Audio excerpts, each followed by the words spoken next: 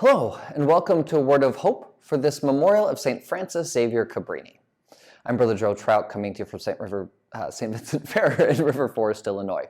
And today is a really fascinating memorial for us as American Catholics, because St. Francis Xavier Cabrini is the first American citizen to be declared a saint. Now, she was born in Italy, was an immigrant and a missionary to the whole world, so how much she thought of herself as American is pretty questionable.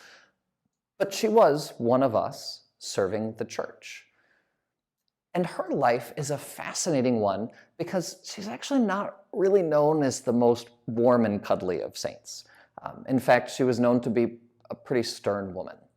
And I find it fascinating that, in our day and age, there is a sort of bias against people in general, women who are a little more cold and more efficient, who are good with authority and want to get things done. And yet, that is precisely what we celebrate today.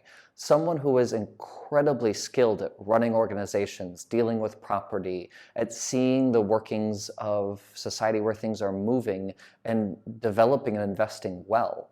That we uphold today the goodness of practicality. Not practicality divorced from the will of God, right? We're not upholding utilitarian practicality, but practicality in getting the work of God done. That serving the poor takes organization and structure, that helping people in need takes building up programs, and that today we're honoring a woman who was really outstanding at it and had an incredible impact on the United States because of it. So what I ask you to consider today, maybe kind of step back in your own life and ponder the people who, maybe aren't always the warmest ones that you work with or that you live with, the people who do seem really focused on tasks at times.